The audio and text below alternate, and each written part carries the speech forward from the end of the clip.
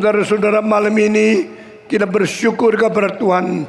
Sepanjang hari ada hujan yang terus turun, dan di dalam kebaktian malam Tuhan sudah menghentikan semua ini dan memberikan cuaca yang baik kepada kita.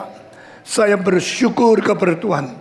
Meskipun saya sudah umur 76, tapi dengan kuasa Tuhan, berkat Tuhan, saya masih bisa datang secara sendiri ke kota Purwokerto. Di dalam 3 tahun terakhir kita sudah mengunjungi di luar negeri 50 kota, di dalam negeri 128 kota, mengadakan kebaktian kebangunan rohani secara nasional KAPIN. Saudara-saudara, dan saya tahu hari ini saya berada di Purwokerto. Mungkin ini memang hanya pertama kali saya datang di sini, dan mungkin juga terakhir kali saya datang di Purwokerto, kecuali Tuhan memperpanjang hidup saya dan memberikan kesempatan untuk kita bertemu satu kali lagi. Hari ini saya akan berkhotbah mengenai rencana Allah di dalam Kristus, dan ini adalah satu khotbah yang mengungkapkan seluruh tema yang paling penting di dalam seluruh kitab suci sepanjang sejarah manusia. Apakah yang menjadi rencana utama Tuhan menciptakan dunia ini? Apakah yang menjadi pokok paling penting di dalam seluruh kitab suci? Yaitu Allah mengkaruniakan anak yang tunggal untuk menebus orang-orang yang melawan Dia, orang-orang yang menjadi seteru Tuhan, orang-orang yang sudah jauh daripada muka Tuhan. Saudara-saudara, Allah yang hidup adalah Allah yang mencipta manusia untuk Dia sendiri. Kita dicipta oleh Allah. Kita dicipta dalam Kristus. Allah memakai Kristus sebagai pengantara untuk mencipta manusia dan mencipta orang-orang yang akan ditebus oleh Yesus Kristus menjadi anggota di dalam tubuh Kristus, gereja yang kudus dan am. Dan di dalam seluruh sejarah sepanjang bumi diciptakan sampai Yesus Kristus datang kembali, rencana Allah adalah melalui Kristus mempersatukan ciptaannya yang ada peta teladan Allah, yaitu manusia yang dicipta bagi Tuhan Allah kembali kepada Allah sendiri. Mungkinkah manusia kembali kepada Allah? Mungkin. Bagaimana manusia boleh kembali kepada Allah? Hanya satu kemungkinan. Kemungkinan satu-satunya apa? Melalui Yesus Kristus. Di luar Kristus tidak ada pengampunan dosa. Di luar Kristus tidak ada keselamatan. Di luar Kristus tidak ada hidup yang baru. Di luar Kristus tidak perdamaian. Manusia yang berdosa sudah menjadi seteru Allah. Manusia yang berdosa sudah menjadi budak setan. Manusia yang berdosa sudah dimiliki oleh iblis untuk dijadikan alatnya berbuat dosa, melawan Tuhan, mempermalukan nama Tuhan, merusak diri sendiri, menghancurkan jiwanya sendiri, dan merusak masyarakat, membuat dunia lebih cemar, lebih najis, lebih berdosa, lebih kotor, dan lebih jauh daripada Tuhan. Tuhan tidak mau manusia begitu. Tuhan tidak menginginkan orang fasik mati. Tuhan mengetahui orang fasik tidak ada sejahtera di dalam hatinya. Kalimat ini muncul berapa kali di dalam bagian kedua dari kitab Nabi Yesaya. Demikian firman Tuhan, tidak ada sentosa di dalam orang yang fasik. Tidak ada sejahtera di dalam orang-orang yang berdosa. Saudara sekalian, itulah sebab engkau tidak pernah mendapatkan sejahtera. Engkau tidak pernah merasa tenteram. Engkau tidak pernah mengalami perdamaian karena engkau di luar Tuhan. Engkau menolak Tuhan. Engkau benci Tuhan. Engkau lebih suka berbuat dosa daripada suka firman Tuhan. Kalau engkau pergi berbuat dosa, engkau menggebu-gebu, engkau bersemangat, engkau berapi-api. Tapi kalau engkau baca kitab suci, engkau tertidur, engkau ke gereja, engkau mengantuk, karena setan telah menguasai hatimu dan engkau tidak menghargai Tuhan. Saudara-saudara, namun demikian kitab suci mengatakan Allah tidak menginginkan kematian orang fasik. Allah tidak hendak melihat orang fasik, orang berdosa, binasa dan meninggalkan dia. Itu sebab Allah berkata, Dia siang malam saban hari melambai-lambai tangannya, memanggil orang murtad, kembalilah kepadaku. Hai anakku, kembalilah kepadaku. Matamu harus melihat jalanku dan kakimu harus berpaling kembali kepadaku. I am calling you to come back, oh ye sinners. Hai engkau yang berdosa, hai orang fasik, orang berdosa, kembalilah kepadaku. Sekarang saya mau tanya, mungkinkah orang berdosa sendiri bisa kembali kepada Tuhan? Tidak mungkin. Orang dosa jikalau mempunyai keinginan saya mau kembali kepada Tuhan, pun tidak ada kemampuan untuk kembali. Karena waktu kita mau kembali kepada Tuhan, tangan kita sudah lemah, kaki kita sudah lemah, hidup kita sudah jerumus di dalam dosa, seperti orang yang sudah jatuh di dalam lumpur, sehingga kurang sedikit akan tertimbun dengan lumpur, kurang sedikit dia akan binasa karena akan mati di dalam lumpur. Dia tahu ini salah, dia tahu ini bahaya, dia tahu dia akan binasa. Dia ingin keluar, tapi keinginan tinggal keinginan. Keinginan tidak berarti kemampuan. Yang di dalam lumpur, yang sudah mau tenggelam, dia makin bergerak, makin berusaha, makin tenggelam, makin dalam, makin jauh, makin tidak mungkin hidup. Itulah keadaan kerohanian semua orang berdosa. Tanyalah orang berjudi, benarkah engkau hidup berjudi? Dia akan geleng kepala, ini hidup tidak benar. Tanya orang narkoba, betulkah engkau boleh hidup terus menerus di dalam narkoba? Dia akan jangan jujur berkata, ini tidak benar. Tanya orang yang melacur, engkau meninggal istrimu, engkau cari pelacuran, benar tidak? Dia akan mengetahui ini tidak benar. Tanya orang berjudi, tanya orang berbuat dosa, tanya perampok, yang kau lakukan itu benar atau tidak? Hati nurani mereka semua akan jujur menjawab, aku melakukan hal yang tidak benar, yang tidak baik. Orang yang berjudi ketakutan dilihat oleh anaknya, karena kalau anaknya ikut, dia pasti tidak setuju, karena dia harap anaknya pun jangan ikut setiap berjudi. Orang melacur mengetahui dia senang-senang waktu dia main seks, tapi hari depan akan pecah keluarganya. Seorang di Kuala Lumpur yang saya kenal pribadi, waktu saya lihat dia sudah kurus, sudah umur 45, saya tanya, engkau kenapa kelihatan sedih sekali? Dia mengatakan, jangan bicara tentang hidup saya. Saya orang yang tidak ada pengharapan, saya orang yang sudah rusak, sudah hampir binasa. Saya tanya, bolehkah saya tahu sedikit riwayatmu? Dia, engkau mau tahu riwayat saya? Saya tunjukin beberapa foto. Lalu dia tunjukkan dia punya handphone. Lalu dia pijat-pijat, keluarlah muka seorang wanita yang cantik luar biasa.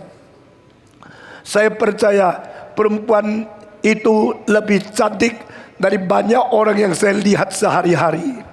Secantik orang bintang film di Hong Kong. Lalu saya tanya, siapakah perempuan yang di handphonemu ini? Dia mengatakan, sudahlah, tak usah tanya terus. Sebab engkau tunjukkan foto perempuan ini, tolong kasih tahu saya dia siapa. Dia bilang, bapak mau tahu, itu istriku. Terus saya kira-kira pasti istrinya sudah mati, maka dia begitu sedih. Saya tanya, istrimu di mana? Saya tidak tanya sudah mati ya, itu kurang ajar. Saya tanya dia, di mana dia? Dia bilang sekarang dia nikah sama orang lain, berarti belum mati. Lalu saya penasaran, saya tanya, mengapa istrimu nikah sama orang lain? Dia bilang lebih baik tidak usah tanya lagi lah. Saya bilang tolong kasih tahu saya, istrimu begitu cantik, kenapa nikah sama orang lain? Dia mulai cucurkan air mata. Itu sama sekali bukan salah dia. Istriku istri yang baik, istriku yang cantik sekali. Dia waktu masih muda, saya mengejar dia, saya mencintai dia, dan akhirnya dia rela menikah sama saya. Meskipun yang mengejar dia banyak orang yang lebih kaya dari saya, lebih hebat dari saya, tapi akhirnya karena cinta saya sungguh-sungguh menggerakkan hati dia, akhirnya dia rela merendahkan diri nikah sama saya. Lalu saya tanya, kenapa sekarang nikah sama orang lain? Dia teruskan dengan cerita, dia menikah sama saya, kami bahagia luar biasa. Banyak orang iri hidup saya, banyak orang ingin mempunyai istri secantik istri saya. Di dalam 2 tahun dia melahirkan anak kami, dan anak sekarang sudah umur 12. Saya lihat, boleh saya lihat foto anakmu? Dia bilang, inilah foto anakku. Waktu dia dikeluarkan gambaran yang kedua, anaknya ganteng sekali, anak laki-laki, mirip sedikit kepada dia, tapi lebih mirip mamanya yang cantik itu. Saya tanya lagi, di mana anakmu umur 12? Diambil istri saya dan tidak izinkan dia ketemu saya lagi. Setelah kami diceraikan, anak itu diambil dan dia tidak membolehkan anaknya ketemu saya. Lalu bagaimana engkau? Saya mendadak menjadi orang kaya gila. Saya merasa hidup tidak berarti. Semua keindahan dulu menjadi mimpi yang sudah lewat, menjadi kosong, menjadi satu khayalan yang tidak mungkin balik kembali. Lalu saban hari saya nangis, saban saya pukul dada sendiri, saban saya hari-hari saya putus asa dan terus pikir lebih baik saya bunuh diri. Lalu saya tanya lagi, apa sih sebabnya istrimu dan anaknya dibawa dan engkau menjadi begitu susah? Dia bilang, ya salah saya, karena saya coba-coba main perempuan satu malam. Saya coba-coba rasanya tidur sama perempuan lain itu perasaannya bagaimana. Maka saya ada uang, saya bos, saya seorang yang mempunyai seorang usaha supply arloji untuk banyak toko arloji di Kuala Lumpur. Saya mempunyai uang yang banyak, saya pakai uang pergi cari pelacur. Pertama kali seumur hidup hanya satu kali, dan hari itu saya tidur dengan pelacur. Dan pada waktu saya sudah selesai, saya kira itu bahagia, saya kira itu kenikmatan. Orang kaya boleh aja kerja begitu kan? Apa hubungan perempuan yang sudah saya nikahi? Asal saya kasih dia uang yang cukup, saya biayai dia, dia mempunyai uang yang cukup, dia bisa membesarkan anak, sudah cukup. Tapi tidak tahu, waktu saya pulang, saya sudah diketahui oleh istriku, saya pergi melacur. Lalu setelah engkau pulang bagaimana? Dia menjawab, istriku tidak mau lagi tidur sama saya mulai hari itu. Dan mulai hari itu dia diam-diam pergi lapor kepada kejaksaan di pengadilan, minta perceraian. Dengan bukti-bukti yang ada, akhirnya dia diizinkan bercerai dengan suami yang tidak setia kepada dia. Lalu saya tanya, sesudah itu bagaimana dia? Dia tidak pernah lagi tidur sama saya. Dan mulai hari itu sampai sekarang, saya menjadi orang seperti gila. Dan saya tidak ada lagi istri, saya tidak ada lagi anak. Saya tanya lagi, lalu apa yang dia minta? Dia minta rumahnya harus kasih dia. Dia minta anaknya milik dia. Dan tulis semua di dalam surat perceraian. Dan kejaksaan mengvonis dia harus tinggal di rumah. Rumah itu dimiliki istrinya, anak dimiliki istrinya. Dan dia tidak ada saham, tidak ada uang apapun dari seluruh kepunyaannya. Saudara-saudara, saya tidak pernah mendengar sesuatu kesedihan seorang suami yang lebih daripada orang ini. Dan sesudah itu 3,5 tahun saya tidak bisa makan, tidak bisa tidur. Saya cuma isi perut dengan secukupnya, dan saya cuma bisa pukul dada saya. Saya menangis dah habis-habis. Saya tidak ada gairah hidup dan saya tidak ada modal, semua habis. Saya saban kali mau bunuh diri tidak jadi. Akhirnya saya dengan ketakutan hidup terus sampai hari ini. Sampai satu hari ada satu toko arloji yang pemiliknya mengatakan, engkau sudah menjadi orang tidak berguna lagi. Engkau saban hari seperti orang gila. Engkau saban hari seperti orang yang tidak berpengharapan. Sudah 3,5 tahun engkau sama dari keliaran di pintu, di jalan, nginep di sini sana.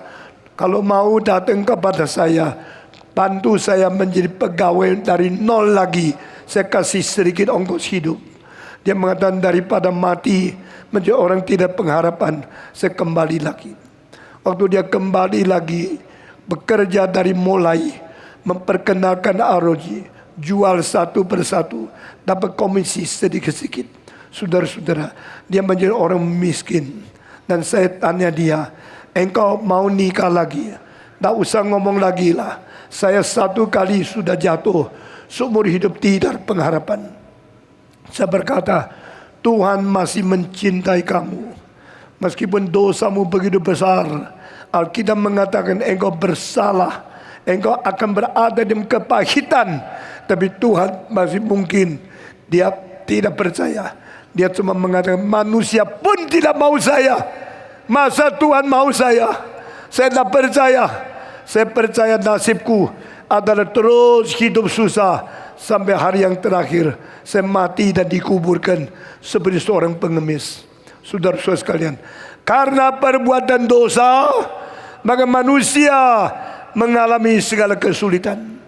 Berapa banyak orang dibuang oleh suaminya, berapa banyak orang dibuang oleh istrinya, berapa banyak orang dibuang oleh ayah ibunya, berapa banyak orang dibuang oleh masyarakat, karena mereka kira perbuatan dosa itu boleh sembarangan. Saudara-saudara, jika engkau sudah berbuat dosa, masih belum dibuang, masih diterima, masih baik, itu bukan baik, itu kecelakaanmu lebih besar.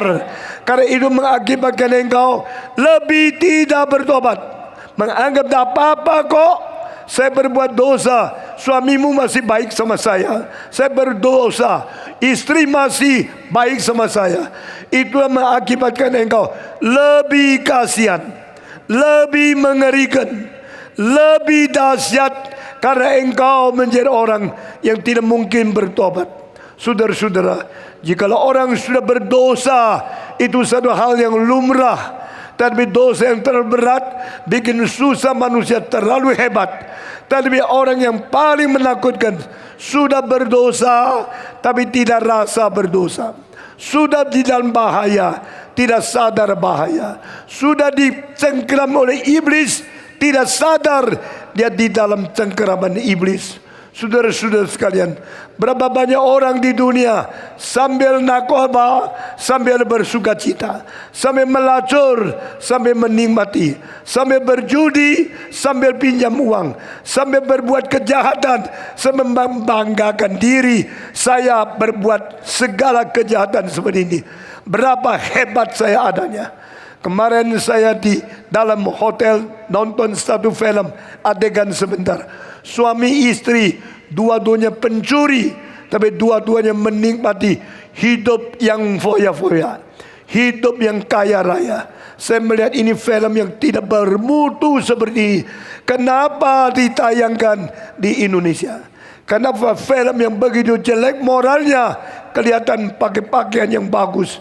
Pilih bintang film yang paling ganteng, yang paling cantik, tinggal di rumah yang paling foya-foya. Inilah pendidikan yang hancurkan masyarakat.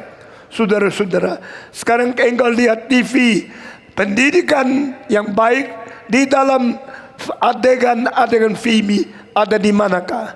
Engkau pergi ke murid, engkau pergi ke guru, engkau cari profesor, engkau mencari majikan-majikan, company. Kebanyakan yang ingin kaya tidak peduli moral, yang ingin mewah tidak peduli dosa, dan ingin dapat istri yang cantik tidak menghiraukan diri berzina atau tidak. Inilah dunia yang sudah rusak, dunia yang sudah jauh dari Tuhan. Saudara-saudara, demi nama Yesus Kristus, saya berkata kepadamu, Tuhan Allah di surga, hidupnya, hatinya penuh dengan kesedihan melihat kerusakan manusia. Karena Allah yang menciptakan manusia menurut peta teladan Dia. Allah itu suci, manusia dicipta untuk kesucian. Allah itu adil, manusia dicipta untuk keadilan. Allah itu benar, manusia dicipta untuk kebenaran. Allah itu bajik, Allah memberikan hati yang bajik kepada manusia. Tapi kita telah membuang ini, kita membuang kebenaran, kita jalan yang tidak benar. Kita membuang kesucian, kita hidup di dalam kenajisan. Kita membuang keadilan, kita hidup secara tidak adil. Kita membuang kebajikan, keadilan, kita hidup dalam ketidakbenaran dan hidup dalam ketidakbajikan. Saudara-saudara, itu sebab hati nurani kita sudah rusak. Mata di dalam hati nurani kita sudah dibutakan oleh iblis. Seperti apa yang dicantum di dalam 2 Korintus pasal keempat, orang-orang tidak beriman ini hati nuraninya sudah dibutakan oleh iblis, oleh ilah dunia ini. Saudara-saudara, their spiritual heart have been blinded by the god of this world. Allah daripada dunia ini, setan, jadi penghulu dunia yang gelap, telah membutakan mata rohani sehingga engkau tidak melihat kemuliaan Tuhan. Yesus Kristus berkata kepada Nikodemus, jikalau engkau tidak diperanakan pula oleh Roh Kudus, engkau tidak akan melihat kerajaan Allah. Jikalau engkau tidak diperanakan pula oleh Roh Kudus dan air, engkau tidak akan masuk ke dalam kerajaan Allah. You will never see the kingdom of God. You will never enter into the kingdom of God because you are not regenerated by Holy Spirit. Jika engkau tidak diperanakan pula oleh Roh Kudus, engkau tidak akan melihat kerajaan Allah. Banyak orang sudah Kristen, sudah dibaptiskan sejak kecil, sudah menjadi anggota di dalam gereja, sudah ikut kebaktian, sudah ikut kur, sudah menjadi guru sekolah minggu, sudah dengar khotbah bertahun-tahun, tapi belum pernah melihat kerajaan Allah. Dia datang ke gereja, lihat gedungnya, lihat organnya, lihat mimbarnya, lihat pendetanya, tetapi tidak lihat Tuhan Allah, tidak lihat Kristus, tidak lihat kerajaan Allah. Yang dilihat cuma bangku gereja, cuma buku nyanyian, cuma kitab suci, cuma lihat pendeta yang pakai toga. Dia hanya melihat anggota-anggota lain yang ikut kebaktian setiap minggu, tetapi tidak melihat kerajaan Allah. Saudara-saudara, Yesus Kristus 33 tahun setengah hidup di dalam dunia ini, kelilingi kota-kota, kelilingi desa-desa. Dia memberitakan kerajaan Allah, kerajaan Allah, kerajaan Allah. Tapi yang dengar tidak pernah melihat kerajaan Allah, hanya melihat orang yang datang mendengarkan firman, hanya melihat ribuan orang yang makan roti ikan, hanya melihat Yesus memberikan kesaksian-kesaksian. Dia menyembuhkan orang sakit, membangkitkan orang mati, tapi tidak melihat kerajaan Allah, dan tidak pernah melihat dirinya sudah masuk atau belum masuk dalam kerajaan Allah. Yesus berkata, jikalau engkau tidak diperanakan pula oleh Roh Kudus, engkau tidak akan melihat kerajaan Allah. Jikalau engkau tidak diperanakan pula oleh air dan Roh Kudus, engkau tidak akan masuk ke dalam kerajaan Allah. Saudara-saudara, orang-orang mengikut Yesus Kristus, termasuk murid-murid Yesus, Petrus, Yohanes, Yakobus, dan semua murid-murid yang lain, mereka terus tidak mengerti khotbah yang didengar. Yesus terus berkhotbah tentang kerajaan Allah, kerajaan Allah, sampai Yesus naik ke surga. Mereka tetap tidak mengerti. Mereka menanya, hari inikah engkau membangkitkan kerajaan Israel? Apa hubungan kerajaan Allah dengan kerajaan Israel? Karena kerajaan Israel itu hidup sehari-hari mereka. Seperti engkau Republik Indonesia, engkau tahu. Kerajaan Allah engkau tidak tahu. Kalau presiden ada sesuatu perintah apa, engkau tahu. Tuhan Yesus perintah apa, engkau tidak tahu. Engkau cuma tahu kerajaan dunia, engkau cuma tahu pemerintah di dunia. Engkau tidak memperhatikan kerajaan Allah, perintah dari Allah, dan pemerintahan daripada Yesus Kristus. Engkau tidak tahu. Engkau hanya melihat kepentingan pendeta, engkau, dunia, masyarakat. Engkau tidak lihat kerajaan Allah. Itu sebab pada waktu Yesus Kristus memberitakan tentang kerajaan Allah, kerajaan Allah, kerajaan Allah, muridnya cuma pikir kerajaan Israel, kerajaan Israel, kerajaan Israel. Pada waktu Yesus sudah mati, bangkit, dia tidak langsung ke surga.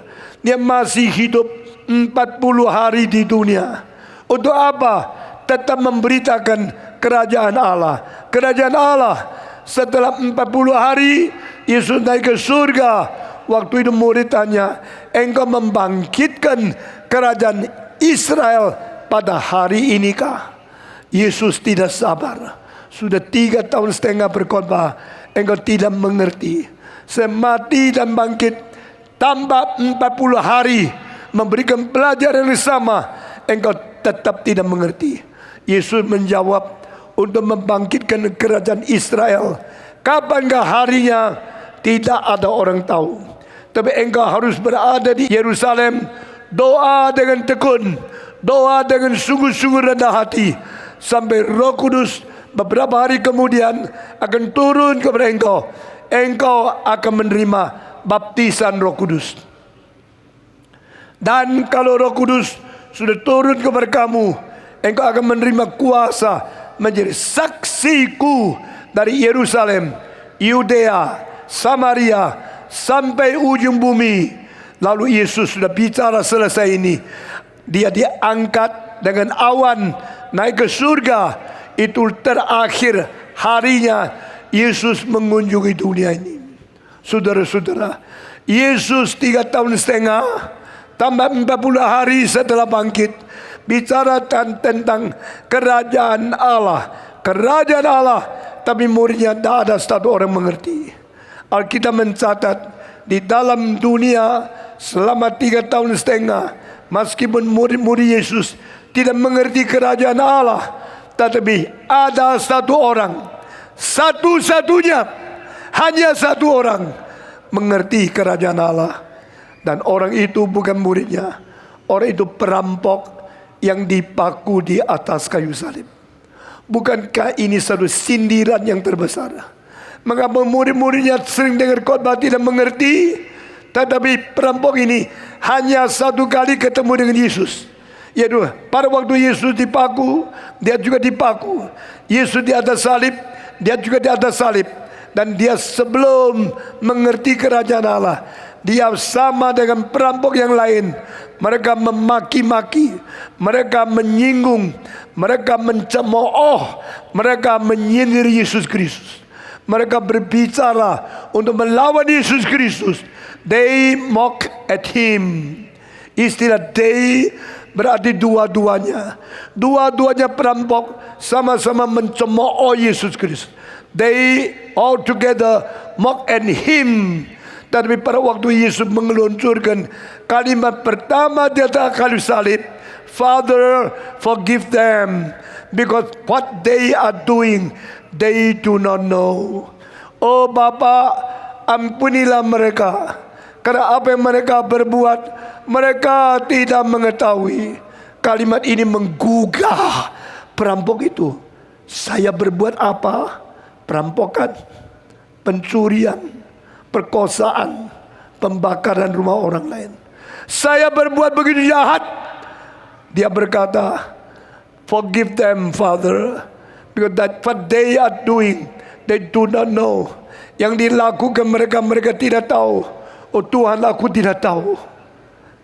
Lalu dia dengar lagi kalimat itu, forgive them, Lord, ampuni mereka. Yesus sama-sama dengan saya dipaku di atas kayu salib, tapi dia minta pengampunan Tuhan dari Allah Bapa kepada saya. Oh Bapa, ampunilah mereka, karena apa yang mereka perbuat, mereka tidak mengetahui. Siapa sih orang ini? Perampok itu melihat Yesus Kristus sama-sama dengan saya, yang dijatuhkan hukuman sama-sama di saya, diadili untuk harus mati.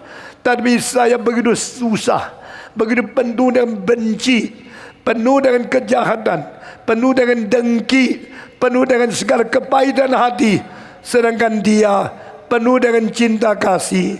Dia mengampuni orang lain, dia mendoakan orang lain, dia minta kepada Allah Bapa. Ini pasti bukan orang biasa. Akhirnya pernah dia dengar tentang kerajaan Allah. Hari ini dia mendatang mengerti, inilah raja di dalam kerajaan Allah. Inilah orang yang sungguh-sungguh memiliki jiwa yang anggun, jiwa yang agung, jiwa yang suci, jiwa yang penuh cinta kasih. Dia mengampuni orang lain, dia mendoakan syafaat, minta Tuhan mengampuni dosa orang lain. Ini pasti raja di dalam kerajaan Allah. Setelah dia dengar kalimat Yesus, Bapa, ampunilah mereka, karena apa yang mereka perbuat mereka tidak tahu. Sesudah dia dengar, dia langsung sadar dia orang berdosa. Lalu dia berpaling kepada Yesus Kristus, mengatakan satu ayat, satu kata, satu-satunya kali di antara semua orang yang pernah mengelihati Yesus Kristus hidup di dunia. Kalimat mengenal Yesus sebagai Raja di dalam kerajaan Allah. Ya Yesus,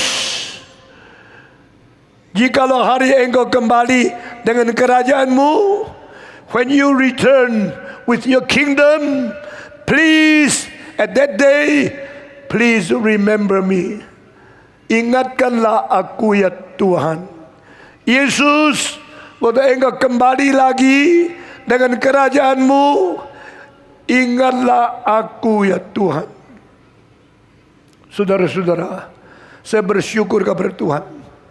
Alkitab mencatat ayat ini satu-satunya kali di dalam 33 tahun setengah Yesus mengajar tentang kerajaan Allah.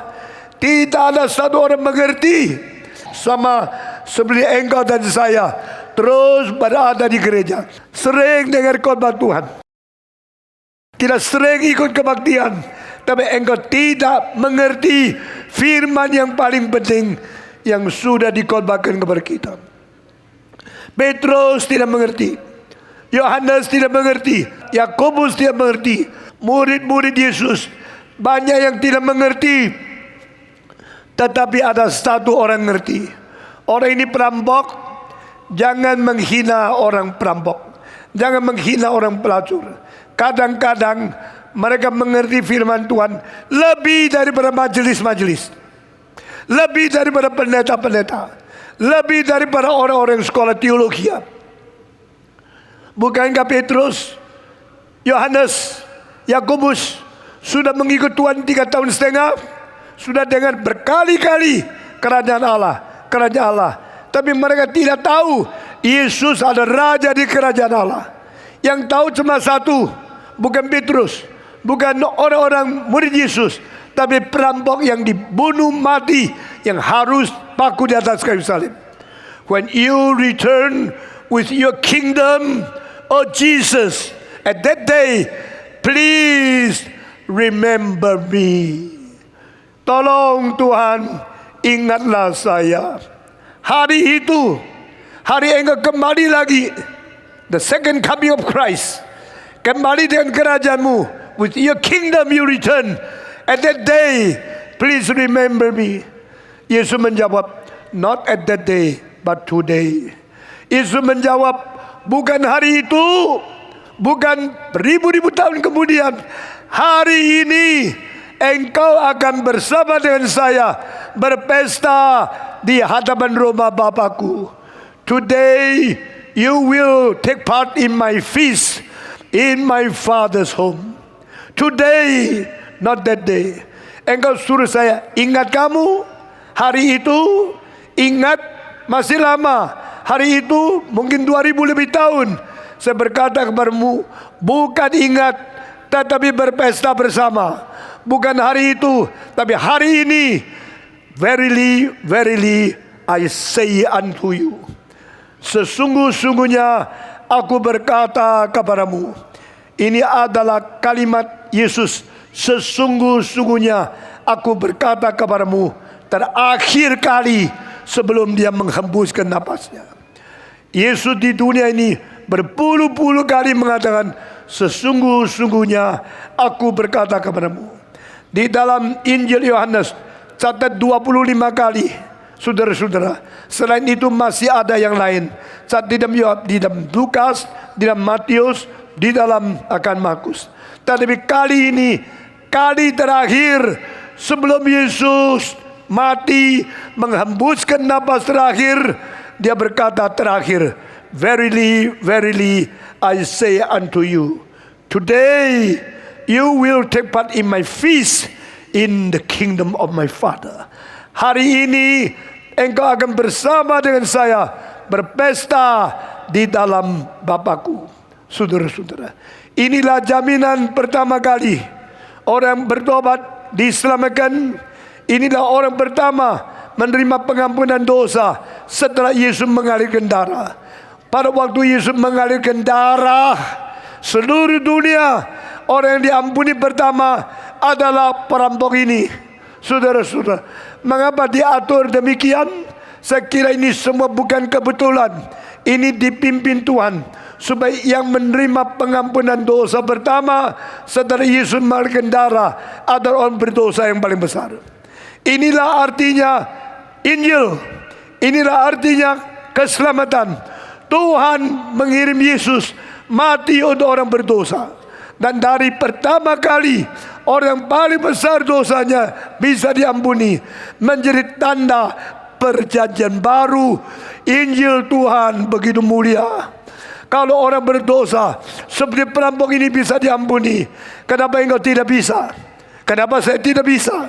Jikalau orang dosanya begitu besar bisa diterima menjadi anak Allah, siapakah yang dosanya terlalu besar sehingga Tuhan Yesus tidak bisa mengampuni? Siapakah hati nurani terlalu gelap, teguran terlalu keras sehingga tidak bisa mendapatkan pengampunan dari Tuhan? If this robber can be saved, you and me will surely be saved. Jikalau perampok ini bisa diampuni, engkau dan saya pasti akan diampuni oleh Tuhan. Tuhan sengaja memakai orang pertama yang mengenal kerajaan Allah, bukan rasul tapi perampok. Tuhan pertama mengampuni, orang pertama menerima perbersihan darah Yesus Kristus, bukan rasul tapi perampok. Ini semua memberi arti kepada kita. Kuasa Allah begitu besar sehingga dunia yang begitu rusak tidak perlu menjadi tidak berpengharapan. Manusia begitu banyak berdosa, tidak usah menjadi kecewa, karena Allah sanggup menyelamatkan orang berdosa yang paling besar. Amin. Allah sanggup memperdamaikan kita yang menjadi musuh Dia. Saudara-saudara, orang pertama yang menerima Yesus dan pengampunan dosa adalah perampok, orang berdosa paling besar. Orang pertama yang mengaku Yesus anak Allah adalah centurion, seorang serdadu menguasai 100 tentara dari orang Romawi. Jadi orang yang mengenal Yesus juru selamat pertama adalah perampok. Orang yang mengenal Yesus anak Allah adalah orang Romawi, bukan Yahudi, bukan orang baik, bukan orang yang ke gereja, bukan orang yang sudah beragama. Saya selalu mikir anugerah Tuhan terlalu ajaib. Waktu Yesus lahir, yang mengetahui bukan orang Yahudi, bukan imam besar, bukan ahli Taurat, bukan orang Farisi yang mengenal kitab suci, bukan orang-orang Yahudi yang saben hari berada di bait Allah. Waktu Yesus turun dari surga ke dunia, yang pernah mengetahui bukan orang beragama, orang Majus dari timur, dan orang yang paling miskin menggembalakan domba di padang belantara di dekat kota Bethlehem. Saudara-saudara, di manakah orang berada di bait Allah? Di manakah ahli Taurat? Bukankah mereka baca kitab suci? Semua tidak mengerti. Yesus lahir, orang Israel tidak tahu, orang kafir, orang Majus yang tahu, orang miskin, penggembala domba yang tahu. Ini cara Tuhan bekerja. Waktu Yesus mati, yang mengetahui Dia adalah kerajaan, di dalam kerajaan Allah adalah perampok. Yang mengaku Dia adalah anak Allah, bukan imam besar, Waktu imam besar tanya, engkaukah anak Allah yang sejati itu? Yesus mengatakan, seperti kata Tuhan. Waktu Yesus menjawab, iya, saya anak Allah. Maka imam besar langsung mengkoyakkan pakaiannya, berkata, coba dengar kata hujatan dari dia. Dia tidak usah saksi lagi, dia harus mati. Coba saudara-saudara, inilah penyindiran Allah yang paling menakutkan. Apa gunanya engkau menjadi imam besar, engkau tidak mengenal Allah? Apa engkau menjadi murid-murid Yesus, tidak tahu dia adalah kerajaan Allah? Saudara-saudara, waktu dia lahir, orang kafir tahu Yesus dilahirkan. Orang dari padang belantara yang menjaga domba tahu Yesus dilahirkan. Karena wahyu Tuhan kepada mereka, baik orang Majus maupun orang pengembala. Waktu Yesus mati, yang mengenal dia adalah raja. Itu bukan orang Yahudi, tetapi dia adalah perampok. Mengetahui dia adalah anak Allah, bukan rasul, tetapi yang pertama tahu itu adalah orang prajurit dari Romawi. Tuhan memakai semua ini membuktikan tidak ada bangsa yang tidak diterima oleh Tuhan. Tidak ada orang kafir yang tidak bisa menerima pengampunan. Tidak ada orang berdosa yang paling besar yang tidak bisa diampuni dosanya. Semua ini adalah kemuliaan Tuhan, adalah rencana Tuhan, pengaturan Tuhan yang melampaui marifat manusia, melampaui kepintaran manusia. Our God is wonderful. Our God is merciful. Our God is mysterious. Our God is so great, so glorious. He manifests His mystery. He manifests His glory to let us worship Him, adore Him, kneel down before Him and say, you are God. You are great God. You are the one who inspire and reveal yourself to the human being. Allah adalah Allah yang begitu ajaib. Allah yang mengajukan keajaibannya kepada seluruh dunia melalui kitab suci. Saudara-saudara, Allah menyelamatkan manusia. Allah menyelamatkan orang berdosa. Allah pakai caranya yang jauh lebih berbijaksana, jauh lebih misterius, jauh lebih melampaui marifat manusia untuk memberitahu kepada kita, Dia Allah yang ajaib, Dia Allah yang suci, Dia Allah yang agung, Dia Allah yang maha murah, Dia Allah yang maha kuasa untuk mengerjakan hal-hal melebihi pikir kita, melampaui marifat manusia untuk memberikan pengampunan kepada manusia. Saya bersyukur kepada Tuhan. Selama 60 tahun saya mengabari Injil dari umur 17 sampai saya sudah hampir umur 77. Selama 60 tahun saya memberitakan Injil. Saya melihat banyak orang berdosa bertobat. Banyak orang sombong dibuang oleh Tuhan. Banyak orang katanya sudah jadi pendeta, tetapi meninggalkan Tuhan, tidak beriman sungguh-sungguh. Dan banyak pendeta palsu, pendeta penipu yang khotbahnya tidak sesuai dengan Alkitab, satu-satu dipukul oleh Tuhan. Tapi banyak orang yang nakorba bertobat, yang pelacur rendah hati, dan banyak tukang copet akhirnya bertobat menjadi orang Kristen.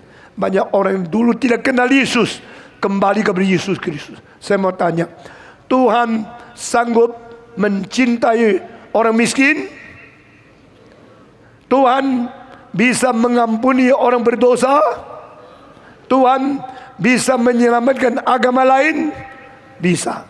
Tidak peduli agama apa, tidak peduli bangsa apa, tidak peduli lapisan masyarakat apa, tidak peduli tingkatan pengetahuan apa, tidak perlu gelar apa, atau engkau mempunyai titel apa.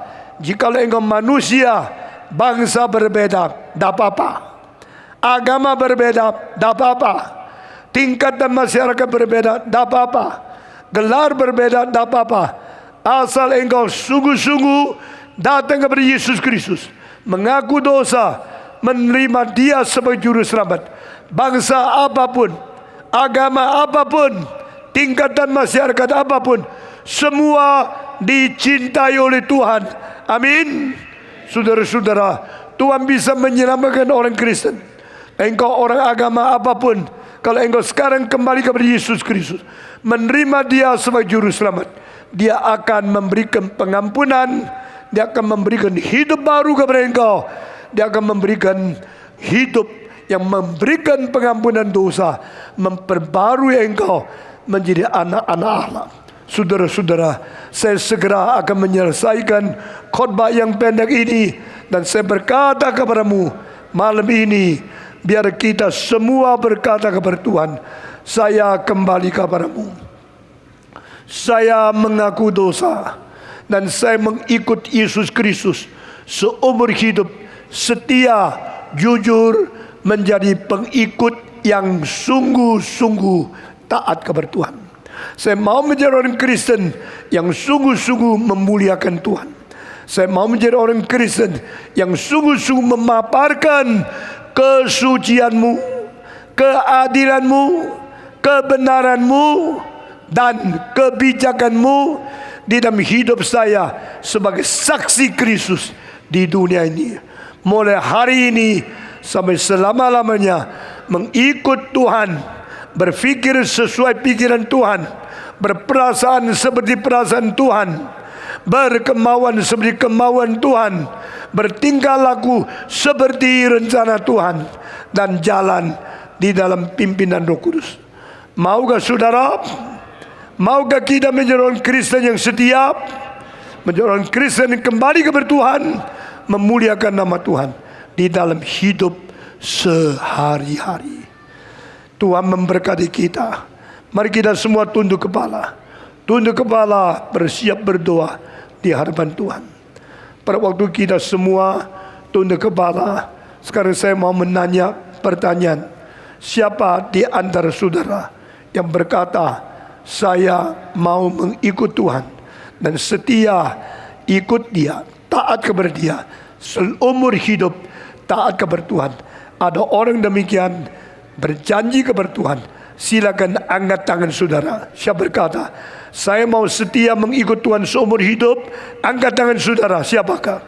Puji Tuhan, puji Tuhan, puji Tuhan, puji Tuhan. Tuhan melihat tangan saudara. Setiap orang berkata, saya mau orang Kristen yang setia ikut Tuhan seumur hidup. Angkat tangan saudara. Puji Tuhan, puji Tuhan, puji Tuhan. Mari kita berdiri berdoa. Semua berdiri, kita berdoa. Mari kita ikut saya berdoa. Mari kita berdoa bersama-sama. Semua ikut saya berdoa. Satu kalimat demi satu kalimat. Semua ikut berdoa. Bapa di dalam surga, saya berterima kasih kepadamu. Hari ini Engkau berkata-kata kepadaku. Engkau memberikan hidup yang baru kepadaku. Engkau memberi pengertian kepadaku. Engkaulah Allah yang hidup. Engkau Tuhan yang hidup. Engkau berada di kerajaan-Mu, menjadi Raja yang kekal, Raja yang hidup. Engkau anak Allah yang sejati. Malam ini saya berjanji kepadamu, mengikut Tuhan, bersaksi bagimu untuk selama-lamanya. Terimalah doa saya dalam nama Yesus Kristus, penebus dan juru selamat yang hidup. Saya berdoa. Amin.